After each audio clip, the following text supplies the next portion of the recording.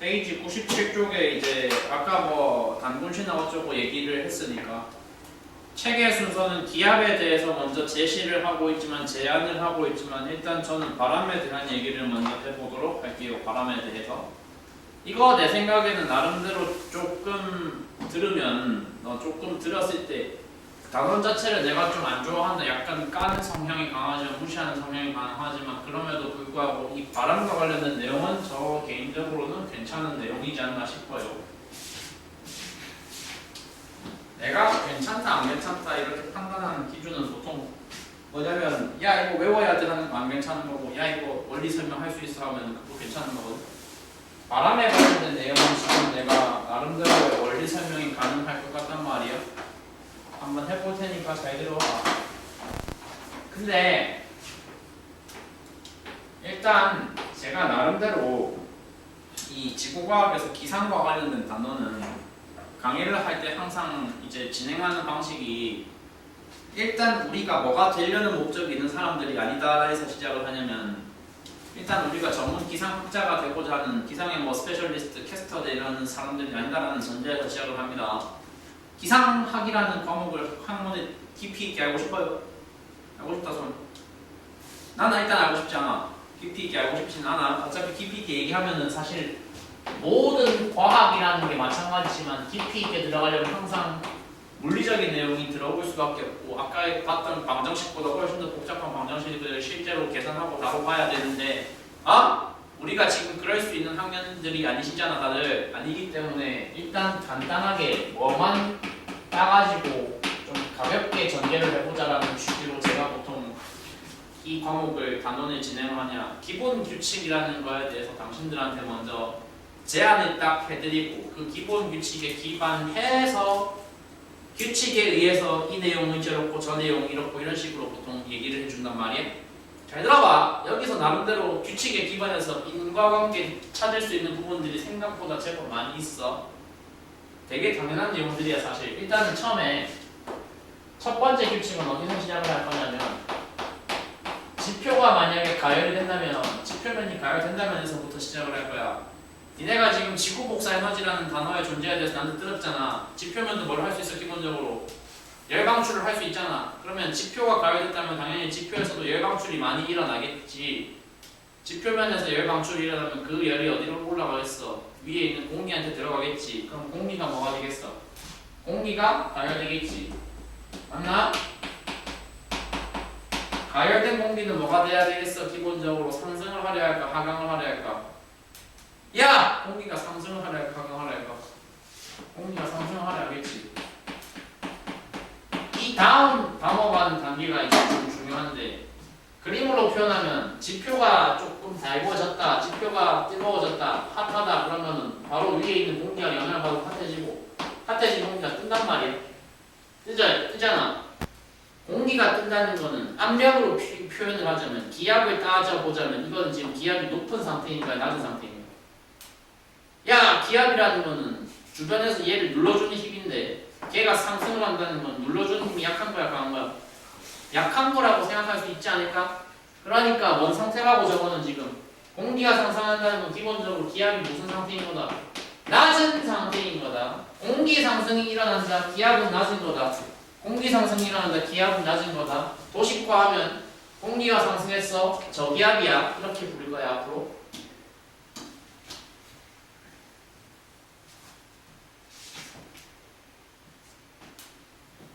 감이 되려나? 근데 이제 우리가 저기압일 때는 앞으로 바로 전환돼야 되는 다른 단어가 뭐가 나와야 되냐면 니네는 앞에서 단열 팽창이라는 단어를 나한테 들었기 때문에 공기 상승이 일어나면 그 안에 포함된 수증기가 뭐가 돼야 된다는 건 이제 알고 있어. 응결돼야 된다는 거 알고 있지? 알고 있지? 수증기가 응결되면 뭐가 만들어져? 구름이 만들어져. 구름이 만들어져서 그 안에서 그 물방울이 더 쌓이고 더 뭉쳐서 무게가 무거워지다가 언제가 되면 떨어질 때쯤이 되면 뭐가 만들어져? 비가 만들어져. 기본적으로 저 사람 기분 오늘 안 좋아 보인다라고 관용적으로 표현할 때 자주 쓰는 게 뭐야? 쟤 오늘 무슨 기합이다? 저기압이다. 왜 저기압이 그런 관용적인 표현에 해당을 할까요? 실제로 저기압이 되면 과학적으로 날씨가 뭐하니까? 안 좋으니까 구름이 오고 비와 눈이 오니까. 이해됨? 봐봐. 제가 뭐 지구과학을 이 앞쪽에서는 좀 까는 식으로 계속 말하긴 했지만 근데 뭐 현실을 사실 인정하기는 해야 돼요. 뭘 인정해야 되냐면 객관식 시험 과목으로서는 우수한 부분이 분명히 있다 이렇게 인정할 건 해야 된단 말이야. 솔직히 말하면 저도 수능 볼 때는 지구과학을 본 사람이기 때문에 지구과학의 수험 과목으로서의 장점은 잘 알고 있거든. 그러니까 첫 번째 규칙은 지금 지표 가열부터 시작해가지고 인공관계 저게 쫙 맞춰봤어. 나름대로 이 과목의 좋은 점은 뭐냐면 저 기준 하나 잡아놓으면 그거랑 약간 반대되는 쪽은 그냥 전부 다 단어를 싹 다 어떻게 해버리면 된다는 거야. 다 죄다 반대로 돌려버리면 된다는 거야. 지표가 가열되면 공기도 가열되고 공기가 가열돼서 공기가 상승해요. 지표가 냉각되면 공기도 뭐 하겠어요? 냉각. 되겠죠. 냉각된 공기는 뭘 해야겠어요? 지금 규칙에 따르면 내려가야 되겠지. 하강했으면 기압이 뭐여야 되겠어? 고기압. 고기압이 거고 기압이 높으면 지금 흐름상 그러니까 날씨가 맑겠다 흐리겠다. 그러니까 뭐가 안 생긴다. 구름과 비가 안 생긴다. 유식하게 표현할게. 기상현상이 생기지 않는다. 맑다는 거는 비와 눈이 오지 않는다. 기상현상이 벌어지지 않는다. 고기압이 되는 그냥 날씨가 맑고 쨍쨍하고 화창하다. 납득됨? 네. 이해됨? 근데 두 번째 규칙은 첫 번째 규칙하고 좀 다르게 살짝 여기서 변주 줄 수 있는 포인트가 하나가 더 있어. 좋아. 비와 눈이 오지 않아. 기상현상이 발생하지 않아. 근데 그게 뭐한 경우를 볼 거야? 과할 경우를 볼 거야. 비가 과하게 안 오는 걸 뭐라 불러? 가뭄이지. 근데 그 가뭄의 수준에 넘어서서 연 단위로 아예 비가 안 오는 지역은 아예 뭐가 되어버릴까? 사막이 되어버려. 사막화가 일어나버려. 그러니까 정리하면 일반적으로 우리 지구상에 사막이 여러 군데가 있거든. 여러 사막인데 그 사막 지역들은 일반적으로 저기압이라는 걸까? 고기압이라는 걸까? 고기압이 된다는 거야. 일반적으로. 왜? 고기압이어야지 뭐가 안 생기니까? 구름이 안 생기니까. 지금 한 말 이해돼요? 네.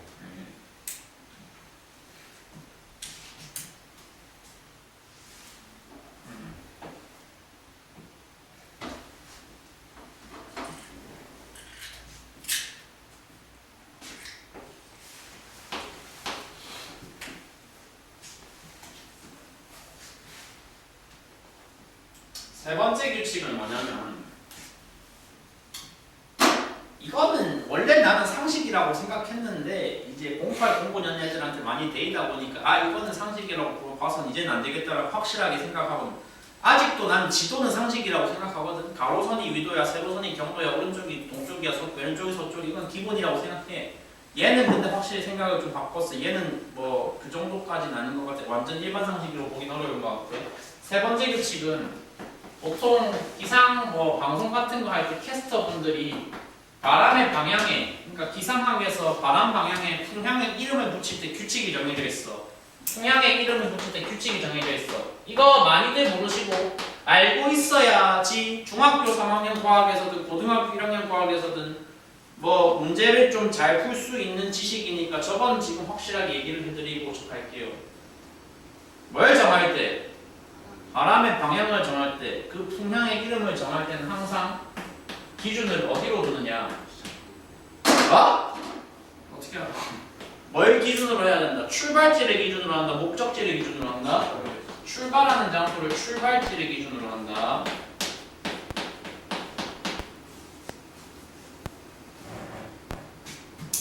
바람의 방향을 잡을 때, 풍향의 기준을 잡을 때 출발지를 기준으로 한다는 게 뭔 소리냐면 지도상에서 동서남북 이렇게 있잖아. 예를 들어서 이렇게 불고 있는 바람이 있다. 그러면 저 바람의 풍향의 이름을 붙여보아라 라고 하면 이 파란색으로 표현해드린 화살표는 무슨 풍이라고 부른다? 남쪽에서 불어왔어? 북쪽에서 불어왔어? 남북 중에서는 남쪽 계열에서 불어온 거고 동서 중에서는 어디에서 불어온 거야? 그래서 부를 때 뭐라고 불러야 돼? 남서풍이라고 부른다 라는 되게 간단한 규칙이야. 우리 세대 때는 상식의 범위였던 것 같은데 이제 세대가 점점 내려오면서 저 정도까지는 애들이 그다지 잘 알지 못하는 세대로 이제 바뀌는 게 일어난 것 같아. 그래서 규칙에 포함시켰어. 기본 규칙이야. 알았어? 마지막 기본 규칙 뭐냐? 봐봐. 지구과학이라는 건 과목이 좀 크게 세 영역으로 나눠지거든. 해양 파트가 있고 이렇게 말하면 내 영역이네. 그래, 내 영역이라고 할게. 해양 파트, 기상 파트, 그리고 땅, 지각과 지각 밑에 멘틀에 대해서 자세하게 보는 고체지구라고 하는 부분이거든. 고체지구라고 하는 파트가 있고 그거 말고 왜 들어가는지 납득은 안 되지만 우주 파트, 천문 파트까지 합쳐서 지구과학이야. 야 근데 생각해보면 사실 말이 안 되잖아. 우주는 지구가 아니잖아.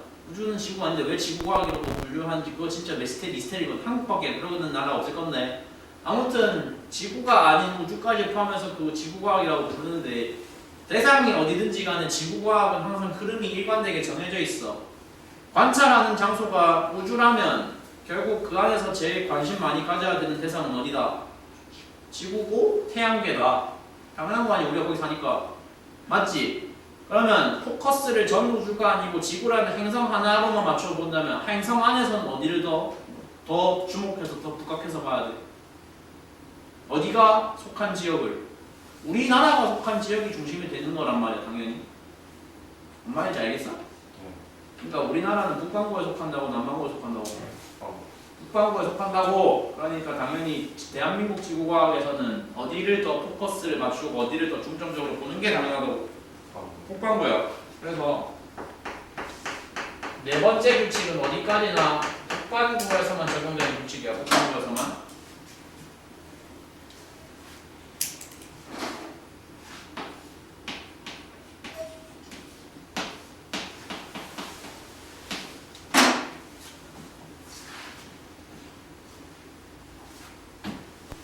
그림을 뭐 간단하게 그려보았어요. 제가 지금 그리는 그림은 안 따라 그려도 됩니다. 될 것 같아요. 네, 지금 저도 발견했는데 97쪽 아래쪽에 예쁜 그림을 교재에서는 줬기 때문에 그 그림을 포함시킨 게 4번 규칙이야. 그러니까 야 니네가 지금 이쪽에 1, 2번 규칙을 잘 이해했으면 고기압 지역에서는 공기가 뭐 해야 된다고? 하강을 해야 된다고? 상승을 해야 된다고? 들었잖아 지금. 내려오니까 기압이 높게 측정이 되는 거거든. 공기가 뭐라도 내려오니까. 고기압 지역에서는 공기가 하강해야 되고 저기압 지역에서는 공기가 상승을 해야 돼. 상승을 하고 그 상승되는 공기에 수증기가 포함되어 있으니까 날씨가 안 좋다 이 말이야. 맞지? 네 번째 규칙의 구체적인 대상이 뭐냐면 단순히 공기가 상승한다, 공기가 하강한다 이게 끝이 아니라 북반구에서 고기압이 발생한다면 그때는 그 지역에서 발생하는 뭐를 내가 잡아줄 수 있어야 된다. 그 지역에서 지표면 부분에서의 바람 방향을 잡아줄 수 있어야 돼. 바람의 방향을. 바람의 방향이 고기압 북반구야. 북반구 고기압 중심에서는 바람의 방향이 니네가 그 교재 그림에 추가하면 되겠다. 저 화살표를. 북반구 바람의 방향이 저 노란색 화살표처럼 감겨야 된다는 거야.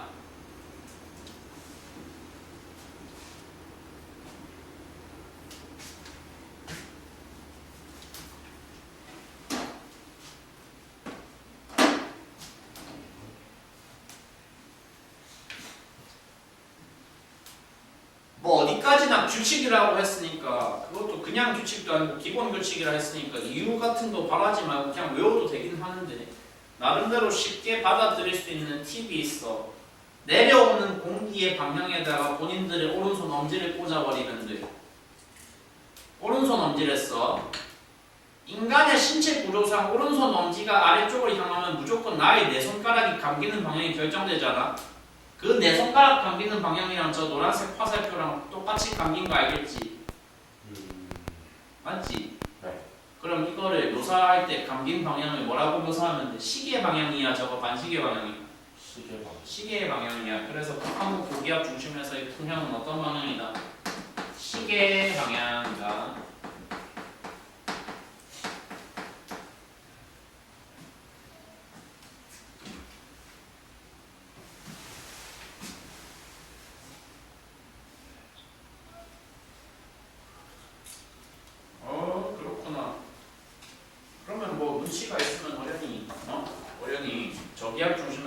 반시계 방향 이건데, 그쵸? 엄지 뭐 하면 되겠어요? 세워보면 되겠죠. 인간 신체 구조상 엄지가 위를 향하면 내 손가락 방향은 무조건 어디로 감겨야 되니까? 어디로 감겨야 되니까? 반시계로 감겨야 되니까. 북반구에서 하는 얘기야. 북반구 고기압 중심에서 평양은 시계 방향, 북반구 저기압 중심에서 평양은 반시계 방향.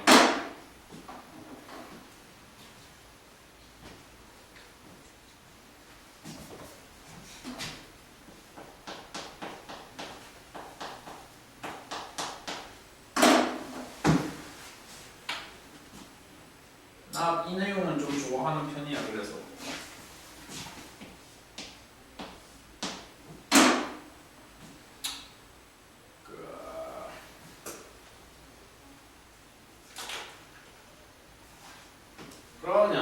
그러니까 이제 마지막 내용은 내가 그린 그림보다는 그 책에 나온 그림이 훨씬 더 잘 보여주고 있는데, 그래서 고기압에서는 바람이 시계 방향으로 불어 나와야 된다는 거고, 저기압에서는 시계 반시계로 불어 들어가야 된다는 거니까 중간 부분을 말이 되게 이어주기 위해서는 기본적으로 지표면에서 바람의 방향은 어디서 어디를 향하면 된다? 고기압에서 from 고기압 to 저기압을 향하면 된다. 이거는 뭐 그냥 나와 있는 그림 그대로 참고하면 될 것 같아. 규칙 4개는 있잖아. 사실 외워야 되는 건데, 외워야 되는 거긴 하지만 나름대로 외울 때 인과관계에 맞춰서 맥락에 맞춰서 외울 수는 있겠죠. 이제 특히 4번은 그냥 오른손 감으면 된단 말이에요. 오른손 엄지 쓰면 된단 말이에요. 오른손 엄지 쓰면 된다. 오른손 엄지. 나중에 왼손 쓰다가 사고 터지지 말고, 알았어? 오른손 엄지로 잘 감아 보시면 이 규칙들만 잘 적용하면 솔직히 뒤에 있는 내용들 되게 별것 아니다. 되게 쉽게 넘어갈 수 있다라는 것을 니들이 나한테 동의를 해주실 수가 있겠다는 겁니다. 알겠죠? 응? 네. 그래서 지금 한 말에 대해서 어느 정도 납득을 하셨다는 전제를 가지고서 내용을 그냥 좀 빠르게 넘어가면 안 되고, 야 98쪽 볼게. 98쪽에는 이제 작년에 2학기 때 들었던 내용에 한번 또 재반복되는 내용이 한번 언급이 되고 있거든. 해류풍이라는 거 나와 있어. 해류풍이라는 저 단어, 저 현상, 니네가 8강론에서 열 배울 때 무슨 소재랑 같이 배웠어? 비열이라는 거랑 같이 배웠어. 육지가 있어. 육지는 해안가이니까 백사장을 가정하겠지. 모래 성분으로 이루어진 땅을 가정할 거고, 모래랑 물로 이루어진 바다를 가정할 때 비열이라는 거는 사전적으로는 뭔데? 그 물질 1g의 온도를 1도씨 올리기 위해서 필요한 열량을 비열이라 하는데, 이런 사전적인 표현 말고 조금 더 와닿게 직관적으로 표현하자면 결국 뭐냐?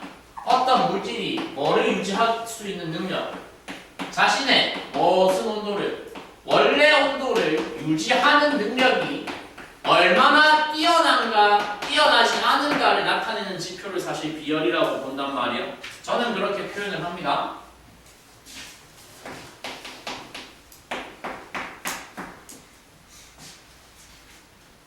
안 따라 그려도 돼요. 거기 나와 있잖아, 그림이. 한낮에 태양이 쨍쨍 비치고 있어. 모래사장에 해안가에 있어. 그러면 비열이 모래가 더 높은 편이야? 물이 더 높은 편이야? 물이 많이 높은 편인데 지난 아마 학기에 배우신 내용일 거였단 말이야. 즉 바다가 자신의 온도를 유지하는 능력이 모래에 비해서 월등히 뛰어나다는 거거든. 그러면 무슨 얘기를 적용을 할 수가 있냐면, 상대적으로 한낮에 태양이 쨍쨍 내리칠 때는 어디가 상대적으로 빨리 뜨거워진다?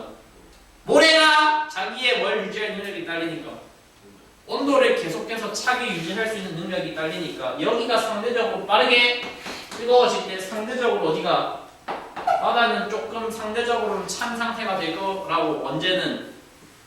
낮에는. 그러면 뜨거운 모래사장에서 공기가 상승해야 돼, 하강해야 돼? 네? 그렇죠. 저기압이죠. 하강해야죠. 고기압이죠. 그래서 바람은 어디서 어디로? 고기압에서 저기압으로. 바다에서 모래사장을 향해, 바다에서 백사장을 향해, 해안에서 육지를 향해 부는 바람. 출발지 그쵸. 출발지를 기준으로 한다는 기본규칙 3번을 적용할 경우는 이런 바람을 뭐라고 불러야 된다? 해풍이라 불러야 된다. 낮에는 바다람이 어디서 어디로 불어야 된다. 바다 쪽에서 모래 쪽으로 분다고 그래서 해풍이 된다 할 때 그러면 밤이 됐어. 해가 졌어. 해가 졌으면 식는 속도는 누가 또 빨라야 돼? 역시 모래가 무슨 능력이 딸리니까 자기의 열을 보존하는 능력이 딸리니까 밤이 되면 얘가 더 빨리 식으니까 상대적으로 온도가 차가워. 상대적으로 온도가 뜨거워. 그래서 고기압 저기압이 바뀌었어. 그래서 바람이 어디로? 반대로 불면서 무슨 바람이 만들어진다? 유풍이 만들어진다.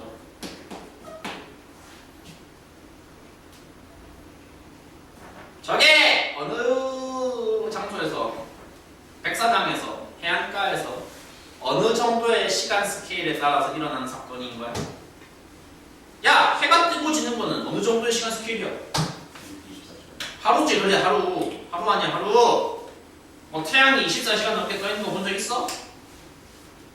저기 극지만 가면 볼 수 있다고 하던데 북극이나 남극 가면. 저도 한번 구경을 해보고 싶은데 일단 우리는 북극 남극 지역이 아니고 그냥 상식적인 중위도 지역이니까, 그죠?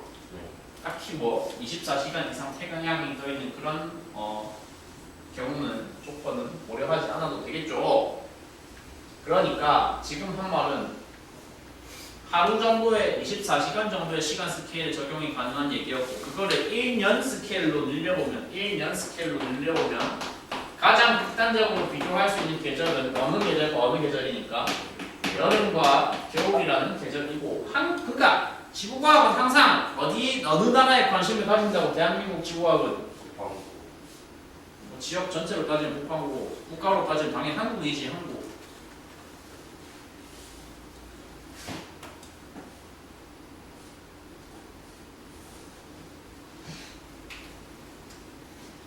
지구과학은 그래서 중3하고 하든지 5일하고 하든지 굉장히 이제 하다 보면 아주 예능스러운 모먼트가 많이 발생을 하거든요. 지금 이게 그림은 좀 내가 많이 괴상하게 그리긴 했지만 한국 묘사한 거인 건 다 알겠지. 한반도라고 했잖아. 한반도. 반도잖아. 반도. 몰랐나 혹시? 반도라는 게 뭐야? 삼면이 바다인 우리 같은 나라를 반도라고 하거든. 그러니까 지리 얘기하다 보면 지구과학 하다 보면 필수적으로 지리에 대한 얘기도 어느 정도는 해야 되고 그 지리에 관한 어떤 기초적인 상식과 부유를 나누다 보면 애들한테 들었을 때 굉장히 좀 쇼킹을 하게 쇼크받게 하는 사례들이 몇 개가 있단 말이야.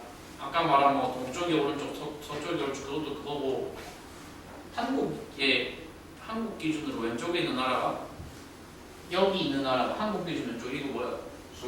중국 아니야? 들어갔던 대답 중에 제일 웃겼던 게 북한이라고 하는데 북한 여기 있고 그러면 너무 웃겨가지고 위에는 뭐 있는데 하니까 위에는 일본이 있고 뭐 이런 정확하게 이게 지금 90도 돌아가는 거거든요. 얼마나 지도를 안 보고 살면은. 그래서 당연히 한국 옆에 누구 있다고? 중국 있고 한자로 썼어. 중국 있어. 한국 여기 있어. 중국 여기 있어. 두 나라 기준으로 둘 다 공통으로 위쪽에 있는 나라가 바로 어디야? 러시아야. 알지? 몰랐으면 지금 좀 알아라. 러시아야. 러시아.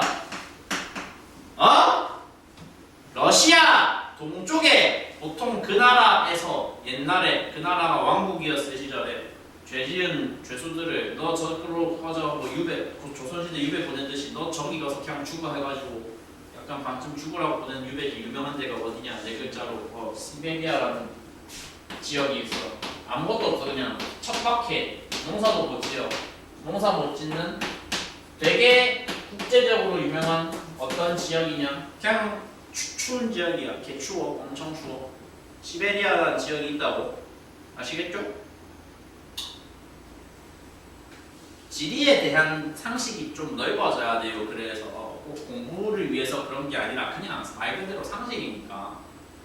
뭐 인터넷 밈 중에 그런 거 아는지 모르겠는데 생각보다 미국인들은 무식합니다. 뭐 그런 거 있단 말이야. 국제적으로 봤을 때 한국인들은 사실 교육 되게 잘 받는 편이거든요. 그래서 일반 상식 상식의 저점이라는 게 사실 엄청나게 낮진 않거든 생각만큼은. 근데 사실 그러니까 점점 낮지 않다에 만족하면 안 되고 점점 높아져야 된단 말이에요. 지리에 대한 기본 상식이라는 건 땅 이름을 안다 해서 그치는 게 아니고 어디까지 안다로 다시 발전을 해야 된다. 주변 바다 이름까지는 어느 정도 좀 알고 있으면 좋다까지 이제 접수가 돼야 된단 말이에요. 뭔 소리를 하고 있는 거냐? 이제 바다 이름도 물어볼 거란 말이야. 바다 이름. 한국 기준으로 이것도 작년에 아마 했죠. 해수 그거 할 때 왼쪽에 있는 바다를 명칭이 두 개야. 서해라고도 부르고 황해라고도 불러 별칭으로. 그러니까 서쪽에 있으니까 왼쪽에 있으니까 서해고 남쪽에 있으니까 남해고 동쪽에 있으니까 뭐겠어? 동해겠지. 지금 뭐 당연한 거고. 저 바다의 스케일을 좀 키워봤을 때 해 다음으로 나오는 단어가 보통 양이 나오거든. 대양 할 때 대양. 큰 바다 양자 써서 양이 나오는데, 그러니까 한국 기준으로 이쯤 지역, 일본은 지금 일부러 그림의 면적상 표현을 안 하고 있는데 일본 아래쪽에 있는 바다를 뭐라고 부르느냐를 이제 알아야 돼. 아? 뭔데 이게? 태평양. 태평양은 태평양인데 이 지역은 내 그림상에서는 아래쪽이지만 남쪽이지만 태평양 전체적으로 보면 북쪽이기 때문에 저런 걸 지금부터 북태평양이라고 부를 겁니다.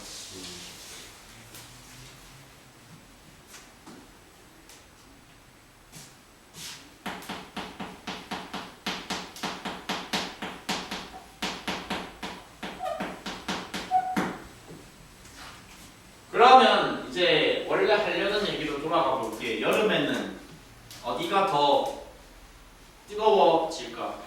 굉장히 뜨거운 기온이 장기간 지속이 되든 대륙 쪽이 더 뜨거워져야 돼요? 아니면 바다 쪽이 더 뜨거워져야 돼요? 대륙 쪽이 상대적으로 더 빨리 비열이 작으니까 더 핫해질 수 있겠고, 시베리아가 핫해진다는 게 아니고 중국을 포함한 왼쪽의 대륙이 핫해진다는 거예요. 여름에는 상대적으로 어디가 조금 더 차가울 수 있는 조건인가요? 바다 쪽이 더 차가울 수 있는 조건이겠죠. 그러니까 기본 규칙 바로 적용해봐. 차가우니까 고기압이다 저기압이다.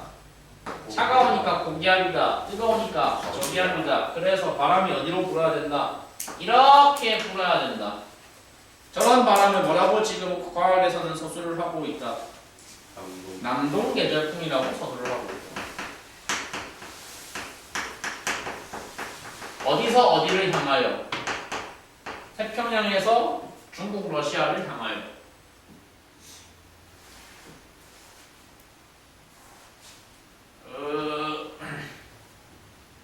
그러니까 겨울이라는 계절에 한국에서 선택할 수 있는 날씨는 사실 이지선다야. 뭔 말인지 알아?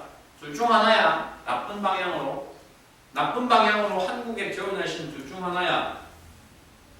겁나 춥고 겁나 추운데 먼지 없이 맑거나, 좀 포근한데 겨울치고 포근하면 여지없이 뭐가 오거나 미세먼지 분화 오거나. 왜 그러냐? 겨울에는 바람 방향이 어디로 불어야겠어요? 시베리아를 출발해서 한국 거쳐서 일로 스며나가는 바람이 불어야 될 거 아니겠습니까? 왜 그러면 미세먼지 없는 날은 하필 다 춥냐? 미세먼지 없는 날은 누가 강하기 때문에, 저 바람이 되게 세게 불고 있기 때문에 미세먼지까지 다 치워버리면서 동시에 사람들도 다 얼려 죽이는 것까지 하는 것 같은 그런 그림이 만들어지는 거란 말이에요. 알겠죠? 그러니까 사실 먼지 많이 마실래 그냥 추울래 물어보면 당연히 추운 게 낫지. 추운 게 낫지. 춥고 맑은 하늘 보는 게 훨씬 더 낫는, 훨씬 더 좋은 선택지가 될 거야. 부는 바람이 그러면 여기는 뭐 됐어? 북서 계절풍이 분다고 얘기를 해주면은 되겠죠. 뭔 말인지 알았나? 네. 와, 할 말 많네 씨. 해야 되는 얘기가 존나 많네. 왜 이렇게 이단은 내용을 이렇게 빡빡하게 모아놨을까? 있잖아. 확인 문제, 학습 내용 체크. 그래도 들은 내용이 많으니까 바로바로 넘어가기 전에 그래도 순간순간 끊어서 좀 정리는 하면서 갈게. 학습 내용 체크 바로 풀어봐봐. 아직 1번을 안 했지. 1기압 빼고 한 번 해봐.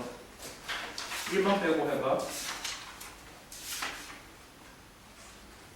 98쪽 말하는 거다. 아하.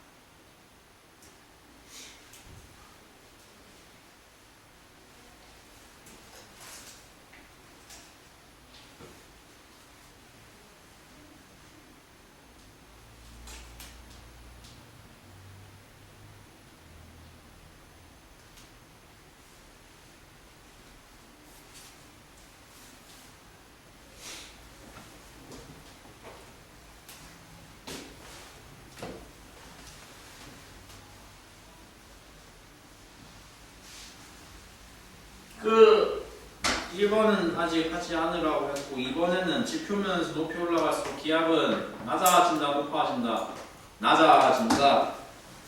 바람이 부는 방향은 항상 5에서 저로 저에서 고로 5에서 저로. 해안가에서는 낮에는 무슨 바람이 불어야 된다. 해풍이 불고 밤에는 유풍.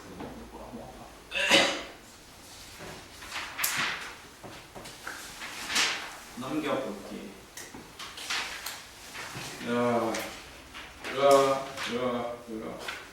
자, 99쪽 안 한다는 거 아니야. 다음 시간에 어차피 한 번 더 마지막 마무리 쳐야 되니까 다음 시간으로 미루고 최대한 좀 들었을 때 인과관계 설명이 되는 논리적으로 접근을 할 수 있는 애들이 그나마 내용들이 그나마 좀 듣기에 재미가 있지 않을까 생각하고 있어서 기본 규칙을 비롯해서 뭐 최대한 좀 인과관계 설명이 가능한 애들 위주로 말씀드리고 있어요. 오늘의 마지막 내용은 그래서 101쪽에 있는 걸로 가보도록 합시다. 101쪽 기압과 날씨 뭐 뻔하잖아. 저기압에서 날씨가 안 좋아진다. 고기압에서 날씨가 좋아야 된다. 그 얘기를 조금 디테일하게 해볼 건데 일단 아까 따뜻한 공기와 차가운 공기가 서로 접근을 할 때 충돌을 하는 시점의 경우를 두 가지로 나눴었거든.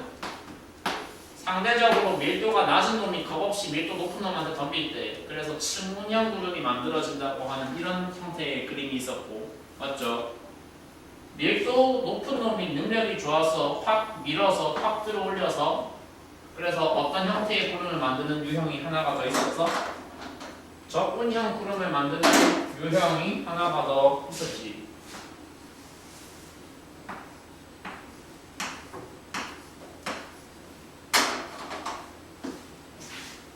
저기에 이제 사람 한 명 세워볼 거야. 사람을 한 명 세워봤어? 저 사람이 체감하는 날씨를 한번 저 사람의 관점에다가 니네가 감정이입을 해가지고 묘사를 한다고 생각을 해봐. 어? 별거 아니야. 근데 별거 아닌 건 아니고 그냥 이제 좀 잘 들으면 재밌게 들을 수 있는데 지금부터 내가 얘를 뭐라고 부를 거냐면 전선이야. 밑에도 전선이고 위에도 전선인데 밑에 있는 전선은 부를 때 전선이라는 것의 진행 방향은 아까 얘기했다시피 전부 다 어디를 향해야 되는데 전부 다 오른쪽을 향해야 되잖아. 오른쪽을 향해야 되잖아. 맞나?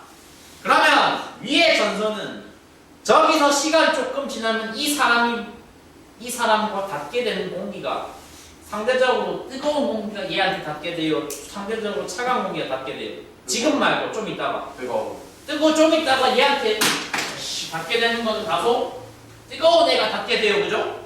그래서 쟤를 부를 때 분류할 때 뭐라고 이제 부를 예정이냐면 위에 게 상대적으로 온난한 전선이다. 그래서 온난 전선이라고 부를 거야. 밑에 게 그럼 뭐겠어? 온난 맞는 말이 뭔데? 상대적으로 차가운 거지. 차갑다를 격식 있게 표현해서 한랭이 할 거다.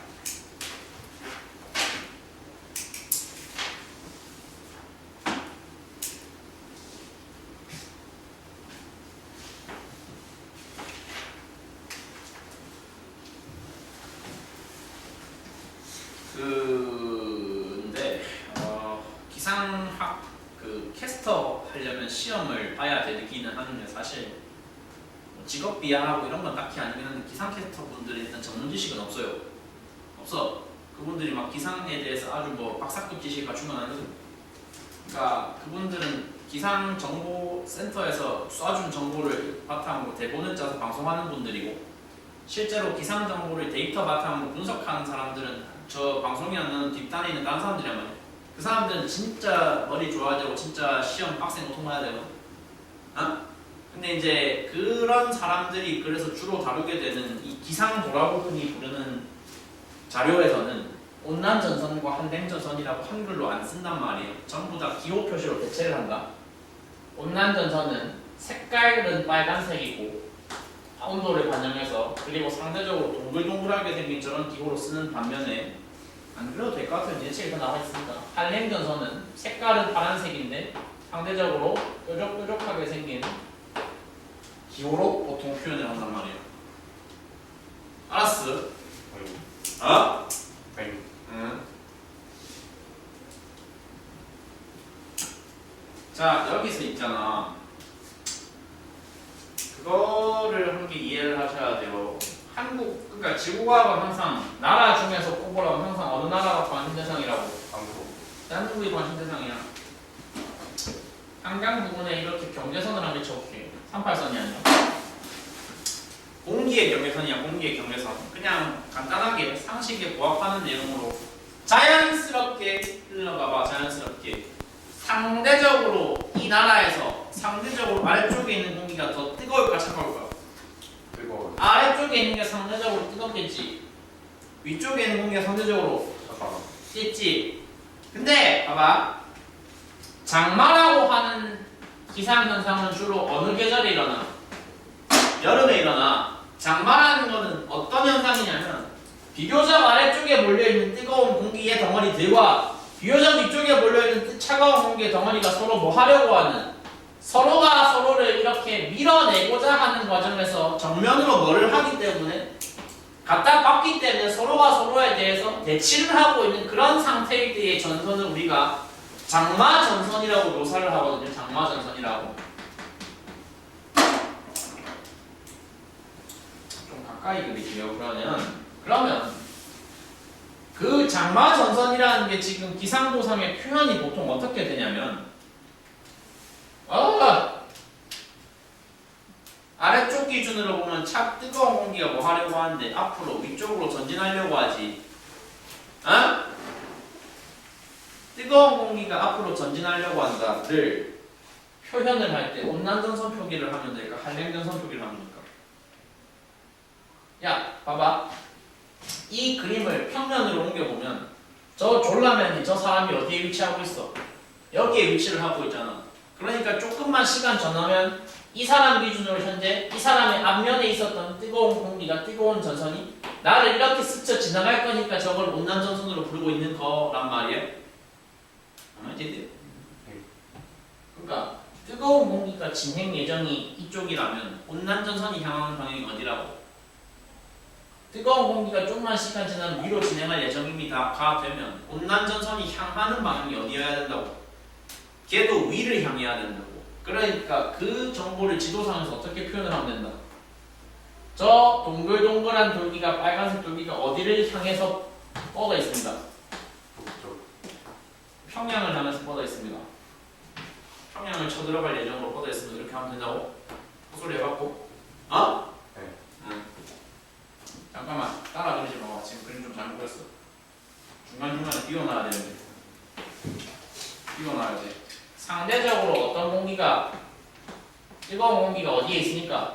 북쪽. 남쪽에 아니 지금 있는 건 남쪽이고 향하는 방향이 북쪽이지. 네. 그러면 봐봐. 상대적으로 차가웠던 공기는 위치가 북쪽이었어. 북쪽이었고 어디를 향해서 이동하겠다는 거야? 남쪽. 남쪽으로 내려가겠다라고 지금 선언을 하고 있잖아. 남침을 하겠다고 선언하고 있잖아. 그럼 어떻게 그려주면 된다고? 장마전선의 그림으로 표현하면 뭐가 된다고? 저렇게 된다고. 파란색 돌기는 어디를 향하고? 아래를 향하고. 붉은색 돌기는 어디를 향하는? 위를 향하는. 그래서 서로가 서로를 향해서 비슷한 세기로 대치를 하고 있는 상태가 뭐의 상태다? 서로가 서로를 향해서 대치를 하고 있는 상태가 바로 장마전선의 상태다. 장마전선의 상태다. 장마전선이라고도 부르고 혹은 정체전선이라고도 부른다. 왜 정체야? 서로 비슷한 힘으로 밀어붙이고 있으니까 누가 누구한테 바로 밀리지 않고 비슷하게 부딪히고 있거든.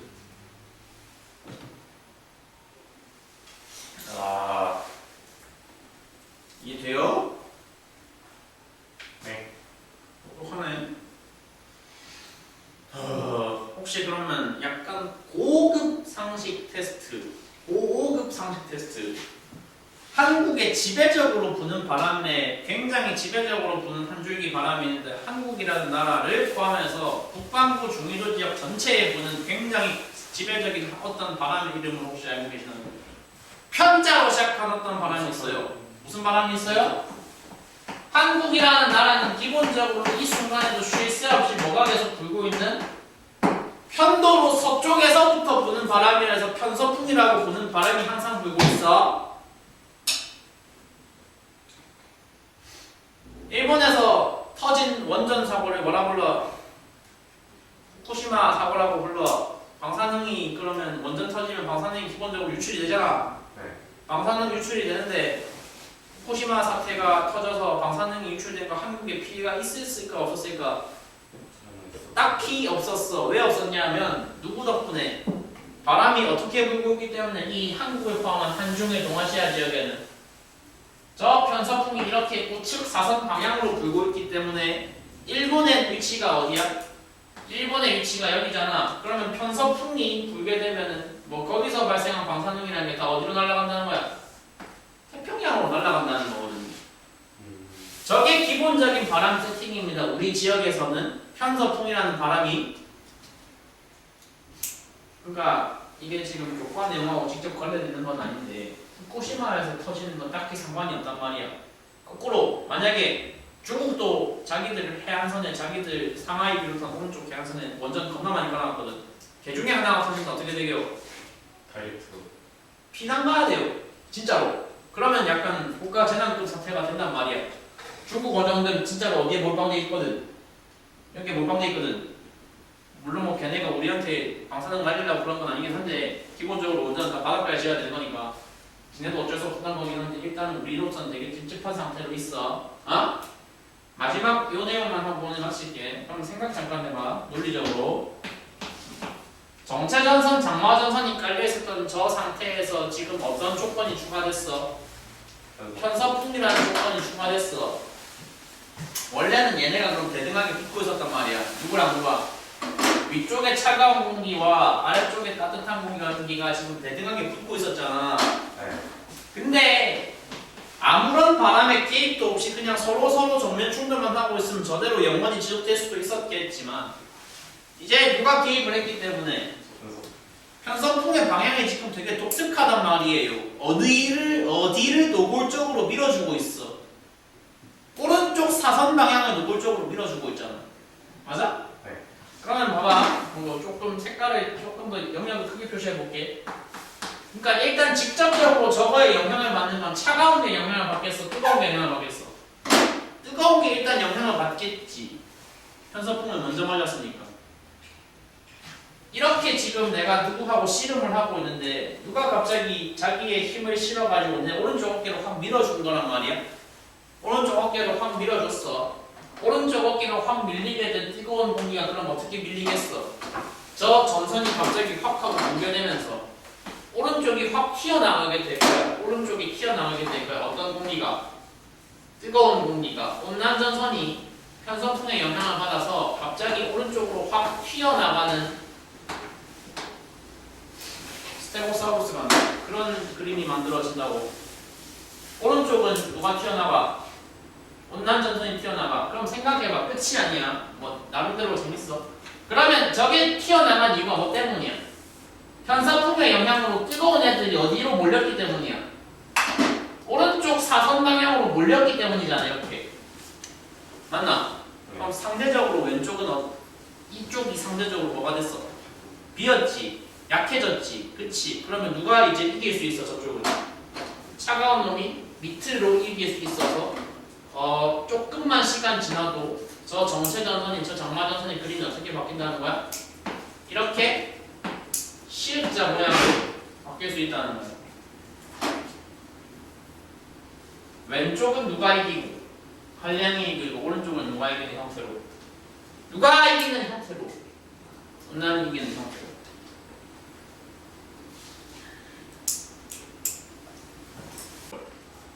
책 134쪽이랑 그거랑 지금 나눠드린 프린트랑 같이 사용해서 이제 한 가지 중요한 내용을 뭔가 확 넓어지는 본인들의 과학적인 수학적인 세계관이 확 넓어지는 이제 계기가 아마 오늘 들으실 내용이 될 겁니다. 먼저 몇 가지 단어에 대해서 함께 합의를 몇 가지만 하고 넘어가도록 하겠습니다. 지금부터 이 단원에서 이 세계에서 중요하게 취급하게 될 몇 가지 영단어. 그 영단어에서 영어 단어에서 따와가지고 우리가 수식에서 기록을 하게 될 기호들을 여러 가지를 만들어 놓았어. 니네가 일단 알아야 되는 건 그 각각의 기호를 한글 발음으로는 뭐라고 부르고 있는지를 알아야 돼. 일단 한글 발음으로는 이 기호를 뭐라고 부른다, 저 기호를 뭐라고 부른다. 그리고 매우 중요한 한 가지, 엄청 중요한 하나. 그 각각의 기호, 각각의 한글 단어에는 우리는 단위를 지금부터 붙일 것이다. 뭐 여백에다가 필기를 나중에 일단 하셔봐봐. 하실 때 이제 다 듣고 몰아서 하시는 걸 추천드릴 거고, 알고 계시기로는 그냥 니네가 일반 상식선에서 알고 계시기로는 과목의 특성상 물리가 수학이랑 밀접하게 안 밀접하게 엄청나게 가깝다. 사실상 대학교 과 중에 전공 중에 물리학과가 있잖아. 물리학과에 진학하는 애들은 물리학과 4년 과정을 밟으면서 드는 생각이 그래. 이게 왜 물리학과지? 사실상 수학과 같은데. 거의 유사하단 말이야. 돌아가는 방식이. 사실상 뭐 물리라는 과목 자체가 세상에 일어난 여러 가지 현상들을 수학적으로 표현을 해보고자 하는 아이디어에서 출발한 거니까 그럴 수밖에 없어요. 근데 그럼에도 불구하고 오늘 중점적으로 하고 싶은 얘기는 그겁니다. 그럼에도 불구하고 다른 부분이 확실하게 있기는 있다 없다. 있으니까 애초에 과목이 영역이 분리가 돼 있겠지 그래. 안 달랐으면 대학교에서도 수학부와 물리학부를 분리해 놓을 이유가 없잖아. 맞지? 가장 뚜렷한 가장 큰 차이점 중에 하나가 뭐냐면 수학은 뭘 다루는 거야? 실물 세계를 다루는 거야? 가상 세계를 다루는 거야? 말하자면 가상 세계를 다루는 거야. 물론 그 가상 세계에서의 풀이 방법이 그대로 현실로 옮겨오긴 하지만 어쨌거나 함수로 표현하면은 XY라고 하는 좌표표는 가상 공간 상에서의 이제 모든 얘기들을 하고 있는 거라고. 물리는 좀 다르다고. 물리는 철저히 어느 지역, 어느 대상을 바라보고 이제 계산을 수행하는 과목이니까. 현실 세계를, 실물 세계를 바라보고서 계산을 수행하는 과목이다 보니까 수학에서는 다루지 않지만, 수학에서는 그리 중요하지 않지만 물리이기 때문에 반드시 중요하게 부각될 수밖에 없는 무엇들이 있다. 어떤 것이 존재한다. 단위라는 것이 존재하고, 물리라는 과목을 학년과 무관하게 내가 물리라는 과목에서 어느 정도 성과가 나오고자 한다면 반드시 뭐 해야 된다? 그 단위라는 것에 대해서, 단위의 정보에 대해서 엄청나게 민감하게 받아들여 주셔야 됩니다. 지금 제일 처음 위에 적은 문자 두 개 읽어보시면 M하고 T라고 적어놨어요. 한글 단어를 그래서 일단 적어볼게요. 앞으로 나는 소문자 M이라는 문자를 어떤 지면상에서든 질량을 뜻하는 기호로 볼 것이고, 소문자 T라는 값을 어떤 지면상에서든 한글 단어 시간을 뜻하는 문자로 볼 거야. 알았어. 질량이라는 거의 단위가 뭘까? 시간이라는 거의 단위가 뭘까를 그럼 지금 바로 대답을 해보실 수 있어야 된단 말이에요. 알고 계시는 거, 질량 단위 뭐다? 영어 단어 혹시 알아요? 질량 뜻한 영어 단어. 매스라는 영어 단어가 있어. MASS. 그래서 그거에 앞글자를 나온 거야. 시간이 소문자 T야. 저건 알겠지. 바로 직관적으로. 타임이겠지. 단위를 알아야 되지. 그래서 질량 단위가 뭐야? 저울에 뭘 달았어. 그치? 이내의 몸무게를 재든 아니면은 내가 어떤 시장에서 사고 싶은 뭐 생선의 무게를 재든 저울에 올라가면은 킬로그램이 지키거나 그램이 지키잖아. 그때 지키는 단위를 우리는 뭐라고 부르냐면 질량의 기본 단위 킬로그램이라고 불러. 시간의 기본 단위는 뭘까? 일상적으로 보통 사용하는 시간의 기본 단위는, 야 오늘 우리가 강의를 12시 30분에 시작해서 3시까지 할 거야. 총 몇 시간 하는 거야 그럼? 2시간 30분 하는 거 아니야?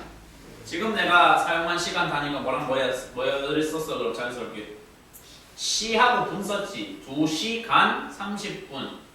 영어로 표현하면 2hour 30minutes일 거 아니야? hour랑 minutes이야, 그지? 일반적으로 우리가 쓰는 단위들은 일반적으로 분 아니면 시잖아. 일상적으로는 그렇잖아. 근데 물리학에서 선호하는 더 기본으로 취급하는 시간에 관한 단위는 minutes랑 hour가 아니라 second로 볼 거다 앞으로.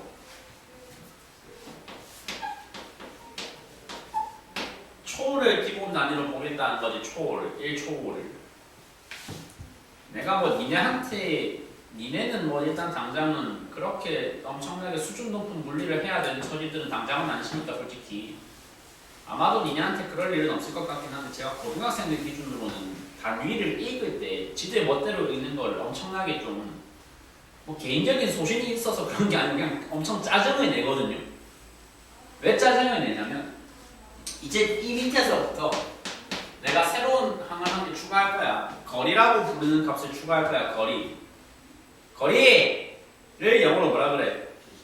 디스턴스야. 근데 나도 이유는 모르겠는데 소문자 D가 아니고 소문자 S를 거리에 관한 기호로 전 세계 모든 나라들이 합의해서 현재 쓰고 있어. 고등학생들한테 좀 제가 용납을 못하는 부분 중에 하나는 이거 두 개 발음 똑같이 하는 거를 굉장히 제가 좀 극혐합니다.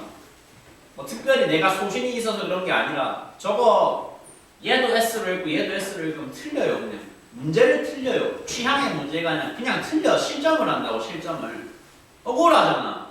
몰라서 틀리는 게 아니라 꼴랑 저거 잘못 읽어서 틀렸다고 하면은 학생 본인으로서도 억울하고 나도 평가가 깎이는 거니까 나도 억울하단 말이에요.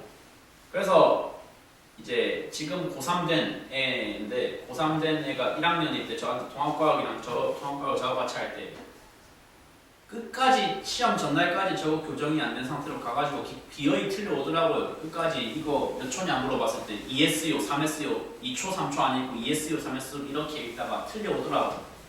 제가 그때 약간 이제 이성애끈이 좀 날라갔거든요. 살면서 이제 그때 살면서 처음으로 사람을 말로 패서 울려본 경험이 있는데 남자애였는데도 불구하고 순간적으로 좀 화를 주체할 수가 없어가지고 니네는 그럴 일은 없을 것 같긴 한데 니네하고는 그러니까 일단 그래도 조심은 하잔 말이야. 시간의 단위는 다시는 뭐라고 읽는 게 아니다. S라고 읽는 게 아니라 무조건 뭐라고 읽어야 되나 발음 똑바로 했을 때 세컨드로 읽어야 돼. 뭐 만약에 1S 이렇게 나와있어. 1S라고 읽으면 안 되고 뭐라고 읽어야 된다고? 1세컨드라고 무조건. 알았어? 1세컨드.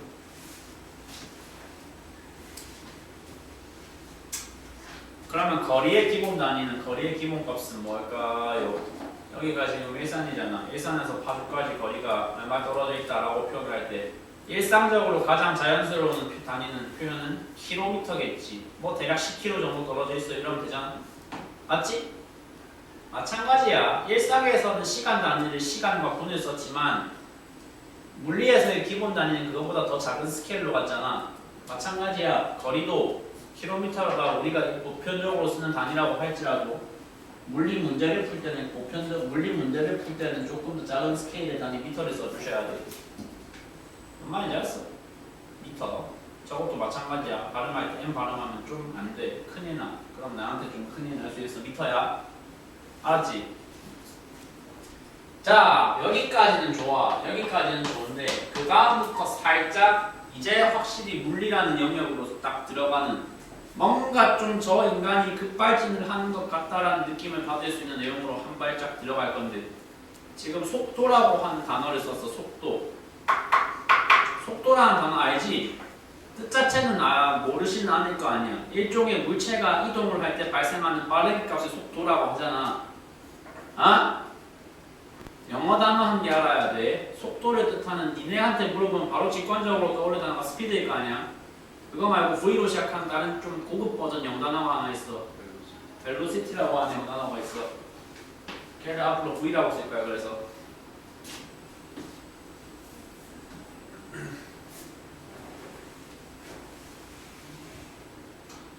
속도의 단위를 앞으로 있는데 뭐라고 적을 거냐면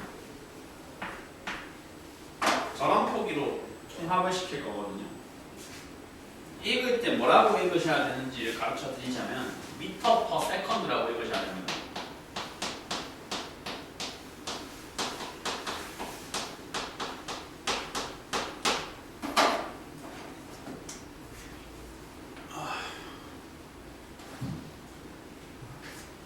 여기 이 B금을 내가 자연스럽게 발음을 뭐라고 했어 지금? 퍼라고 했어. 퍼. 저게 영어권에서는 뭐를 뜻하는 발음이고 표기냐면은 분수꼴을 뜻하는 표기야. 이 B금은 사실상 분수에 들어있는 바와 같은 기능을 한다고.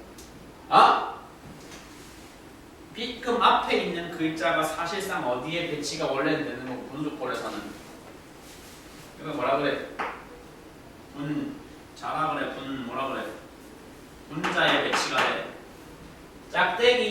B급 앞에 있는 글자가 분자에 배치가 돼.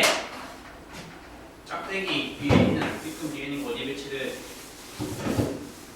뭐? 아니 그니까 얘가 분자에 들어가, 얘가 분 어디에 들어가? 그래. 실질적으로 뭐라는 거야? 미터 나누기 세컨드를 한 값을 우리는 뭐라고 구했다는 거야? 속도 단위 값 미터 퍼 세컨드로 구했다는 거야. 알았어? 아직까지는 안 어려울 것 같아. 자, 아직까지는 진짜로 괜찮을 수도 있어. 근데 이제 확실하게 들어갈 거야. 급발진을 잠깐 해볼게. 이제 중학생 3학년 때부터 사실상 니네들 인생에 처음으로 물리다운 물리가 들어가는 거거든. 개입을 하는 거거든. 가속도라고 하는 항이 나오는 순간부터, 가속도라는 단어와 가속도라는 개념이 등장하는 순간부터 이제 확실히 이제는 물리다, 와 좀 어렵다라는 말이 나와도 괜찮은 그런 과목으로 변질이 됩니다. 가속도라는 단어는 영어 단어 뭐에서 따오냐면은 acceleration이라고 하는 영어 단어가 있어요. 적어볼까요? 그러니까 처음 보는 단어라고 하실지라도 쟤는 기호를 따르려고 하면은 저 글자에, 저 단어의 가장 앞 글자 알파벳 뭘 따오면 되겠어? 를 따오면 되겠지. 가속도 값은 앞으로 뭐라고 부를 거야? 소문자 A라고 부를 거야.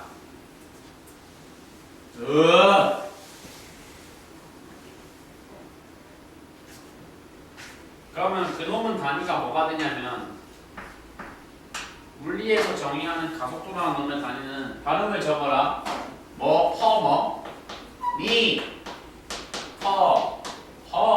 뭐의 제곱 세컨드의 제곱이라고 하는 표현으로 우리는 가속도를 표기를 하고 있어. 가속도라는 단어의 개념이 뭔지를 이해하는 게 일단 어려워, 버거워. 근데 좀 너무 걱정할 필요는 없는 게 물리라는 과목은 또 과목의 특성상 항상 정의만 들었을 때, 개념만 들었을 때는 이해가 안 되던 내용들이 뭔가 문제를, 그 소재를 가지고 문제를 풀어보다 보면은 어련히 좀 자리가 잡히는 되게 좋은 특성들을 가지고 있거든요. 오케이? 알지? 그래서 가속도가 들어가는 순간부터 뭔가 확실하게 다가온다, 확 어려워진다는 체감을 어느 정도 좀 받아주시면 좋고, 오늘 남은 시간 동안 아주 천천히 공을 들여서 그 가속도라는 것의 항의 의미가 뭔지, 뜻이 뭔지를 제가 찬찬히 설명을 드리도록 하겠습니다. 자, 그리고 일단 이 표의 마침표는 오늘 제시드리고 있는 이 표 형태의 정보의 표의 마지막 마무리 칸은 일단은 내가 힘으로 끝을 낼 건데, 힘을 뜻하는 영어 단어 니네가 알고 있는 거 뭐 있어? force라는 영어 단어가 나오면 좋고, 그래서 얘는 앞 글자를 따서 대문자 F라고 기구를 달아야 하고 있거든.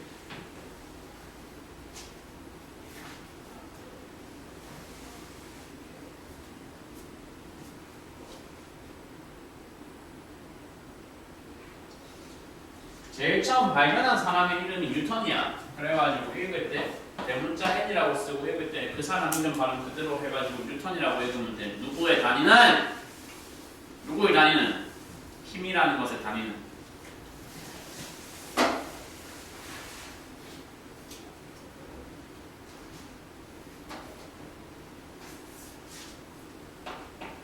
아까 책 몇 쪽 펼쳐서 보고 있으라고 했죠 지금.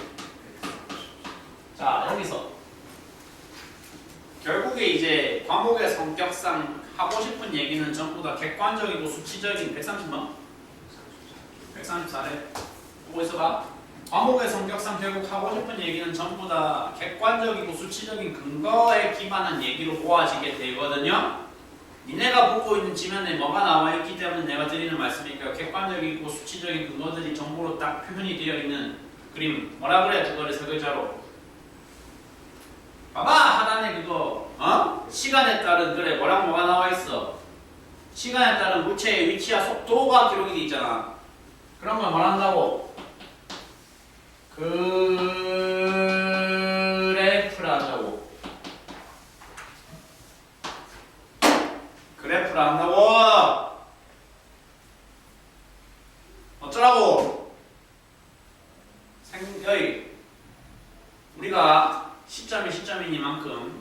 너무 속도에 연연하지 않고서 할 얘기들을 아주 천천히 충분하게 하면서 진행을 해보도록 할 건데, 물론 그러고 지금도 그러고 있었고, 그냥 이제 수학 시간에 하도 많이 봤기 때문에 다들 좀 질리게 있고 합을 깨시긴 하겠지만 어쩔 수가 없어요. 과목 특성상 뭐라고요?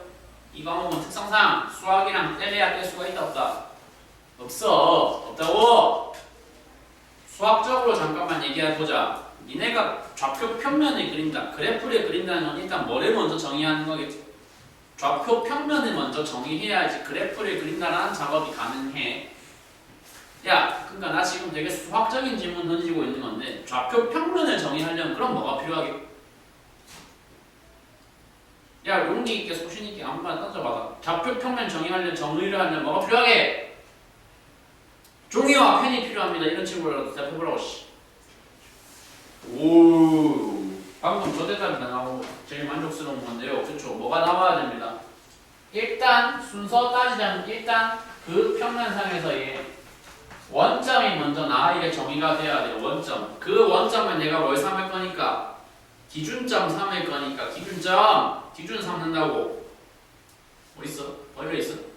기준점을 삼아야 돼.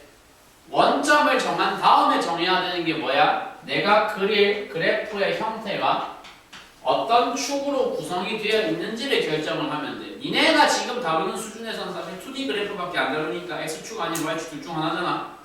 실제 현실에서는 공대생쯤 되는 애들은 다 3D 그래프를 다루거든요. X, Y, Z축까지 3개의 축이 등장합니다. 어렵겠죠. 그러니까 원점을 정의한 다음에는 축을 정의한다. 뭐 이 순서로 가는 게 수학적으로 올바른 좌표 평면을 정의하고 그래프를 그리는 작업의 순서란 말이에요. 내가 지금 너무 좀 폼나게 표현을 해서 그렇지 사실 내용 자체가 어려운 내용이 아니야. 별게 아니야. 봐봐 거기 그림을. 등속 운동에서 딸려 나와야 되는 그래프의 종류가 니네가 보는 그림에서 몇 개로 제시돼 있어?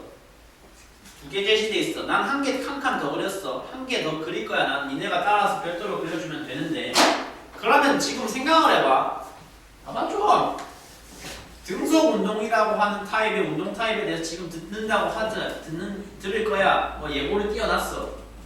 처음 보는 단어야. 처음 보는 운동인데도 불구하고 그 처음 보는 정보에 대해서 내용에 대해서 무려 한 번에 한 큐에 몇 개의 그래프를 띄우는데 그릴 거래. 개 어려울 것 같잖아. 근데 생각보다 잘 관찰해보시면 막 그렇게 어렵지까지는 않은 게 가로축이 어차피 다 뭐로 통일되어 있어요. 니네가 보고 있는 그래프가. 봐봐요! 시간이지. 다시 한번 말하는데 물리는 실물 세계를 다룬다고 가상 세계를 다룬다고 실제 세계를 다룬다고 가상 세계를 다룬다고 그건 수학이고 물리니까 뭘 다룬다고 실제를 다룬다고 현실을 다룬다고 뭐 던질만한 게 뭐 없나? 니네 던진다는 게 아니라 내가 뭔가를 이렇게 운동을 막 시키면 왜 안 되지? 운동을 막 시키면 이 지우개들이 막 공중으로 휘날리는 운동들을 막 할 건데 저게 전부 다 못 따라서 일어나고 있어. 시간 따라 일어났을 거 아니야. 그래. 시간 따라 일어났다고. 현실에 존재하는 운동 중에 시간 따라서 안 일어나는 거 있어 없어? 없어. 다 하는 거 아니야. 그지? 어차피 모든 운동은 다 시간 따라서 일어나. 시간 따라서 표현돼야 돼. 그래서 보시고 있는 모든 그래프의 가로축이 일단 뭐로 다 고정되는 거야? 뭐로 다 고정되는 거야? 대답 안 하면 던진다. 보시고 있는 모든 물체의 운동이 전부 다 무슨 가로축으로 정의되고 있는 거야? 어이!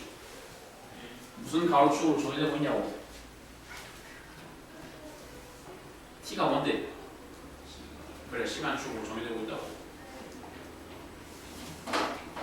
근데 수학이니까 단위가 필요 없겠지. 수학이니까 가로축을 적을 때 X만 적으면 되잖아. 지금은 물리니까 T 앞에다 뭘 달아줘야 된다? 단 위를 달아야 된다. 그래, 시간 단위가 뭐라고? S로 읽으면 죽여버린다고 했어. 세컨드로 읽어야 돼. 무슨 소리야, 씨. 그 다음 스텝. 지금 니네가 보고 있는 아래 하단 등속 운동을 표현하고 있는 그 물리량 3개, 단어 3개 잘 봐봐. 잘 봐. 세로축의 내용물은 지금 그래프 종류마다 다 달라, 그지? 한 종류의 그래프는 뭐에 대해서 나에게 가르쳐주고 있다고 하고 있어? 이동, 거리, 기호로 쓰면 소문자 S 값을 시간에 따라서 표현을 하고 있어. 동의하나? 지금 하고 있는 말들. 고나온 동생. 이거 단위 뭐야? 써놨잖아. 찾아서 읽어봐. 거리 단위 뭐야? 오, 그렇지.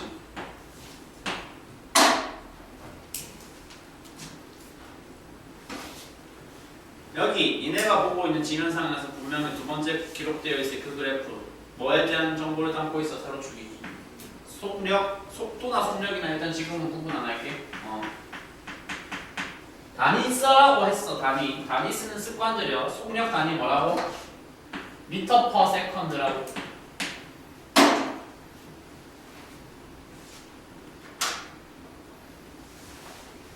자, 마지막. 니네가 보고 있는 그림상에는 안 나와 있지만 나는 필요하기 때문에 추가하고 싶은 마지막 대상은 바로 가속도다. 가속도 함은 단위가 뭐다? 미터 퍼 세컨드 제곱으로 지금부터 쓴다고 했다. 제가 1단원 화학 단원하고 2단원 지구과학 단원하고 지금 넘어오면서 세 번째 단원 물리를 시작하고 있지 않습니까? 1, 2단원 진행하는 동안 특별히 뭐 제가 잘난 척을 하고 그런 거 없었잖아요. 근데 2단원은 좀 달라요. 제가 좀 많이 잘해요. 네? 고등학교 물리 기준으로는 한강위 쪽에서는 제가 제일 잘하는 걸로 알고 있어요. 좀 과장 보태서 측정해봤냐 하면 측정은 안 해봤어. 근데 풀이 방식을 비교해보면 내가 확실히 괜찮아, 엄청 괜찮아, 많이 괜찮아.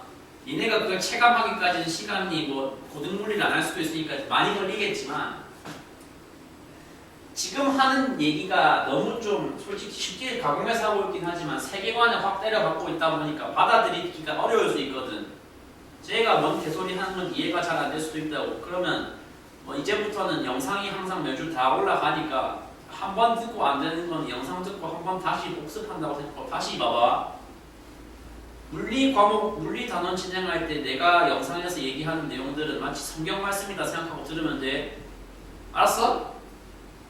성경에는 근데 참고로 항상 맞는 말만 있는 건 아니더라. 교회 다니는 사람 없죠? 너 좀 과장 섞어서 얘기하면 그래도 되게 좋은 컨텐츠, 되게 좋은 말을 지금 듣고 있는 거니까 요 방식으로 진행하는 물리가 가장 효과적이고 가장 효율적이라는 건 내가 자신 있게 얘기를 할 수 있거든. 야, 지금부터 단어의 뜻에, 단어 뜻에 대해서 한번 해석을 해볼게. 단어 뜻에 대해서.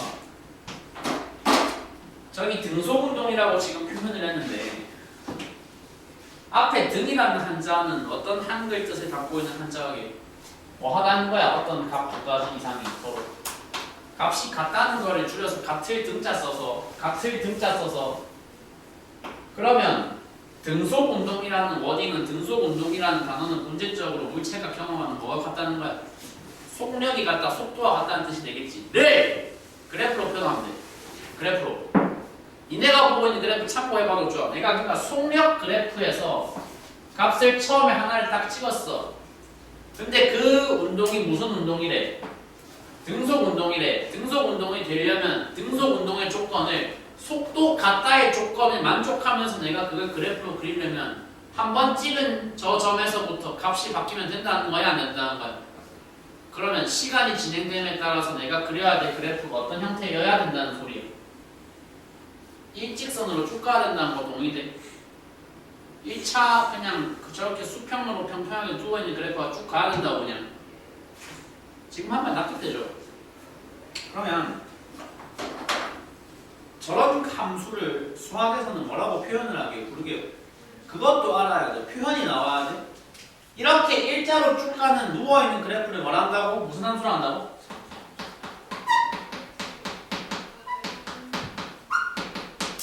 상수 함수라 그래.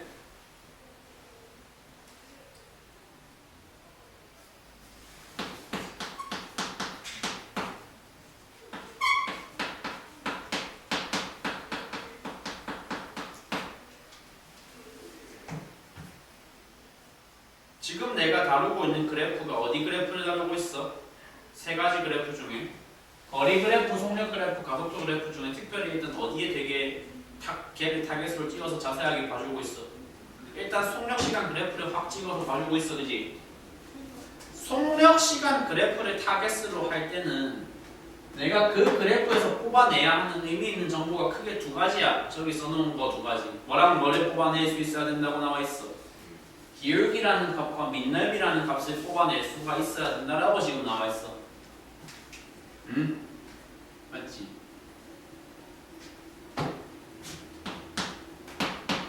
기울기는 구하는 방법이 뭐야? 구하는 과정이 어떻게 돼? 수학 시간에 배우시기로 라고 물어보면 거의 템플릿처럼 다 똑같은 데다 하시더라고. x 증가량분의 y 증가량이죠. 맞잖아? 그거를 조금 더 한국적인 언어로 조금 더 본질에 가깝게 표현하면 결국 뭐냐면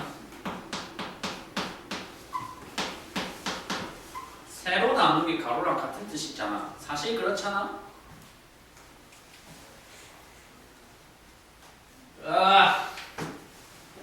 민넓이는 자 기울기는 세로랑 가로로 서로 나눠서 구하는 데서 민넓이는 세로랑 가로로 서로 뭐해서 구하는 걸로 알고 계세요. 그렇죠?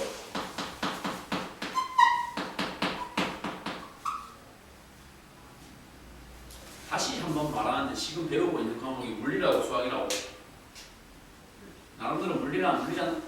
그러니까 실물 세계를 다루고 있으니까 단위에 대한 고려가 있다 없다.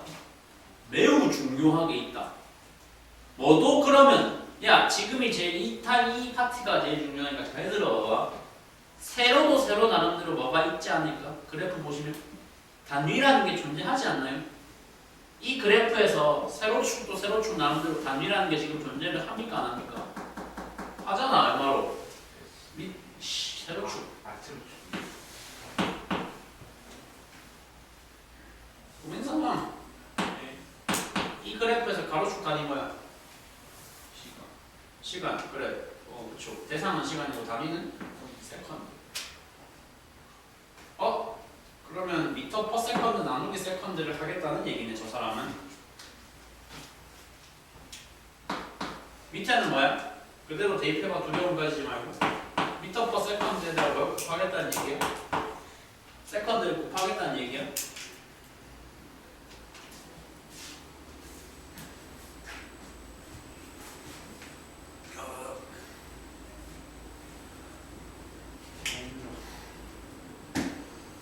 아까 이 B급 기호 읽을 때 퍼라고 있는데 했지.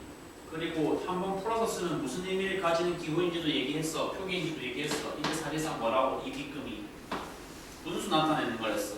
그러니까 세로 곱하기 가로가 이거 곱하기 이거라는 거고 미터 나누기 세컨드와 세컨드를 한 번 더 곱하는 거야.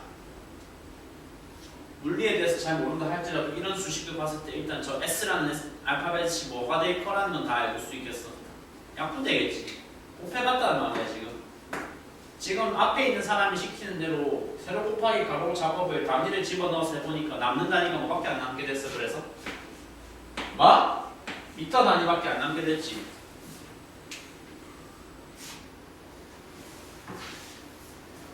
나 지금 결론만 얘기할게요. 뭔 소리 하고 있는 거예요? 속력 시간 그래프에서의 민넓이가 뭐를 의미해야 된다는 말을 지금 하고 있는 거야. 미터 단위를 가진 무언가가 돼야 된다라고 얘기를 한 거야. 근데 니네가 지금 저희 왼쪽에 띄어놓은 표에서 미터 단위를 가진 무언가가 뭐밖에 없는데 거리밖에 없어. 뭔 소리야? 속력 시간 그래프에서는 민넓이가 곧 뭐를 의미해야 돼? 거리항을 의미를 해야 돼. 한글로 말고 기호로 쓸게. 민넓이가 뭘 의미해야 된다고? S를 의미를 해야 된다고. 지금 한 말 이해돼요? 돼? 안 되지? 너 오늘 들은 내용 중에 잘 이해 안 되는 거 누나한테 물어봐봐. 나 설명 못할 것 같은데. 어이 여기 미터 퍼 세컨드랑 세컨드를 곱했더니 세컨드가 약분됐다고 지금 설명을 했잖아. 위에 한번 가봐. 위에 이 세컨드는 하나가 분모 하나의 분자가 있으니까 약분이 되겠다라고 생각할 수 있어 없어? 안 되는 거 알겠지? 왜 안 될까? 아까 말했잖아. 이 B급 자체가 뭐 의미한다고? 분수 의미한다고. 그러니까 여기서는 지금 연산이 올바르게 이루어진 뭐냐? 저거죠. 남는 게 뭔데? 조합을 다 하고서 보니까 누구의 단위가 남게 돼서 누구의 단위가 튀어나왔어. 와 미터 퍼 세컨드 제곱 단위가 튀어나왔어. 왼쪽 표에서 미터 퍼 세컨드 제곱 단위를 가진 대상이 누구밖에 없어. 그러니까 결론 정리할게. 속력 시간 그래프에서 발생한 특정 시점에서의 기울기 값은 꼭 누구를 의미해야 돼? 가속도 값을 의미를 해야 돼. A를 의미를 해야 돼.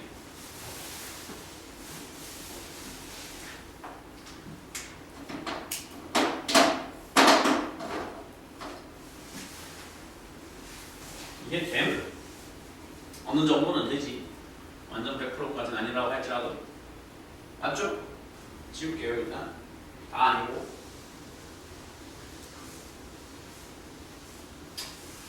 그럼 지금 들은 내용의 결과만 깔끔하게 한번 정리를 해봅시다. 내가 속력 시간 그래프에서 뽑아내야 하는 가치 있는 값은, 가치 있는 데이터는 일반적으로 뭐란 거? 몇 가지? 두 가지. 민넓이가 의미하는 바가 무엇이고 기울기가 의미를 하는 바가 무엇인가? 민넓이가 의미하는 바가 곧 뭐여야 하고 S여야 하고 기울기가 의미하는 바가 곧 뭐여야 한다? 가속도여야 한다. 까지는 납득이 됐다고 할게. 근데 가운데 그래프가 등속 운동 유형에서는 지금 그려봤더니 무슨 운동이라고? 무슨 함수라고? 상수함수잖아. 상수함수라는 표현을 난 수학 시간에 들어본 적이 없다 임마 라고 할지라도 상수함수가 뭔가에 대한 정보가 설령 부족하다고 할지라도 이런 형태의 그래프를 봤을 때 기울기가 얼마나 정도는 표현할 수 있지 않나? 기울기 얼마야 이거? 누워있는 직선의 기울기는 얼마라고 해 수학에서? 모르면 지금부터 알아야 돼. 저런 직선의 기울기는 얼마라고 보냐면 0이라고 봐. 상수함수 기울기 얼마라고? 0. 근데 네가 아까 뭐랬는데 기울기가 이 함수의 기울기가 가속도라며. 결론! 등속운동이라는 유형에서는 등속운동이라고 하는 운동 타입에서는 가속도가 기본으로 뭐가 깔릴 수밖에 없다. 0이 나올 수밖에 없다. 지금 한 말 이해돼요? 네? 돼? 안 돼? 안 되면 안 되는 부분이 어딘지 얘기해봐. 기울기가 0이야. 그럼 가속도가 뭐야? 0이야. 끝. 어이. 오른쪽에 그리고자 하는 그래프는 이미 띄워놓은 축이 뭐랑 뭐 띄워놨어? 뭐랑 뭐 띄워놨어? 가속도랑 시간 띄워놨잖아. 근데 지금 등속 운동에서는 저기서 기울기 해석을 해본 결과 가속도가 뭐가 나와야 된다고? 0 나와야 돼. 그럼 그래프 어떻게 그려야 되는 거야? 못 그리지. 그냥 여기 0에 딱 붙여있는 거 그려야 돼. 대신에 뭐다? A 0이다. 가속도 빵이다.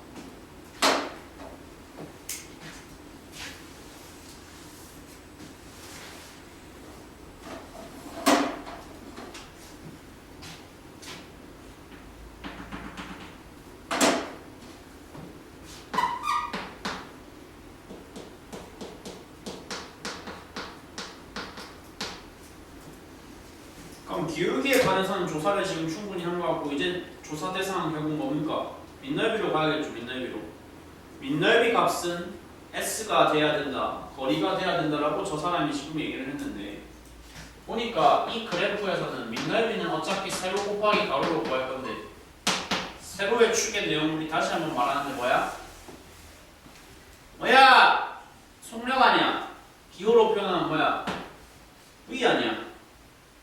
등속 운동에서 따라서 거리값은 뭐랑 같은 거다. 등속 운동에서의 거리값은 단순히 물체의 이동 속력 V와 물체가 그 이동한 뭐? 시간 T의 곱과 같다. V와 T의 조합이랑 같다. 뭐에서 뭐는? 뭐에서 뭐는 등속 운동에서의 무슨 값은 거리값은 VT랑 같다. 하품하지 말고 그냥 들어가. 이거 t에 대한 여차함수라고 하는데 어이 수학 시간 이거 많이 봤지? 이거 이 x에 대한 1차함수잖아. 나 지금 똑같은 거 적은 거 아니야? 똑같은 거 적었다고. 어차피 등속이니까 속력값이 v값이 일정해 안 일정해? 일정하다고 했어 아까? 그러니까 기울기가 a인 직선인 a 값이 일정해. 그러면 y랑 x가 단순히 서로 무슨 관계라 그래? 정비례 관계라고 하잖아. 그리고 y가 x의 몇 차 함수인 거야. 그래서 똑같은 거 아니야. 위에 그대로 씌워서 표현해봐. s가 t에 대한 몇 차 함수야? 1차 함수야. 맞아?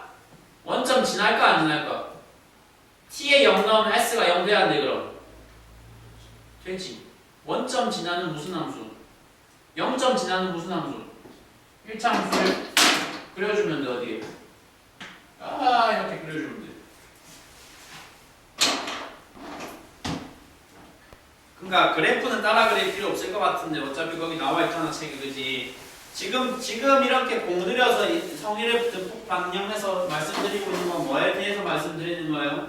니들이 책에서 구경하고 있는, 목격하고 있는 그 그래프가 왜 어쩌다가 어떤 배경과 이유를 거쳐서 그렇게 나오게 되는지를 보여드리고 있는 거예요.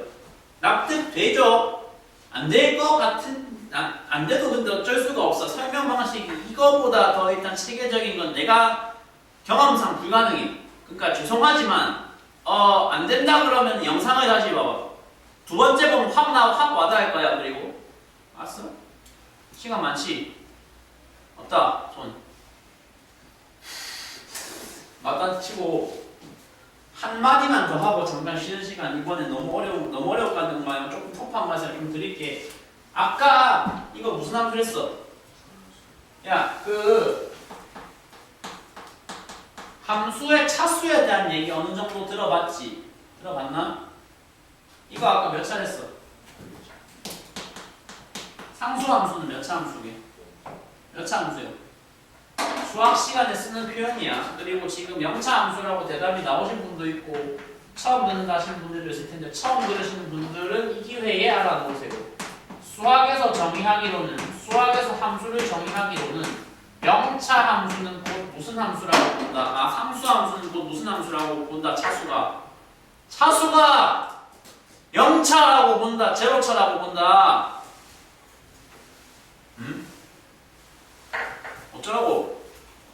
어쩌라고가 아니라, 자 이제 잠깐 쉬었다가 뒤쪽에서 더 한 발 더 들어간 내용을 할 건데, 자 봐봐. 이 마지막 한 마디만 할게. 이 결국 죄송하지만 등속 운동은 그냥 빌드업이야. 빌드업. 뒤에 얘기를 하고 싶어서 말씀드리는 빌드업. 진짜 본격적인 내용은 뒤에 다룰 건데, 그 내용을 다루기 위한 사전 작업으로서 일단 저하고 약속한 개만 정하고 갈게요. 지금 그래프를 거리, 속력, 가속도를 세 개를 저렇게 연쇄적으로 띄워놓았으면 그래프 세 칸 저렇게 연속적으로 배열되어 있을 때 왼쪽으로 한 칸 가면 왼쪽으로 한 칸 갈 때 그래프의 차수가, 함수의 차수가 뭐가 된다는 거 약속한 개 찾고 갑시다. 뭐가 된다? 차수가 가운데서 왼쪽으로 갔어. 0차에서 그러면 차수가 어떻게 되는 거야? 플러스 1 증가했어. 이 약속 일단 한 개만 정하고 갈게요. 왼쪽으로 한 칸 가면 플러스 1차 돼. 어쩌라고? 그 바탕을, 그 약속을 가지고서 내가 뭘 설명할 거야? 그 뒤에 본격적인 내용, 니네 책의 오른쪽 페이지에 있는 그거 가장 그냥 좀 부담스러워, 듣기에 좀 어렵게 느껴질 수 있는 그거 등가직을 하겠다. 드디어 등가직도 운동이라는 걸 넘어가 보겠다.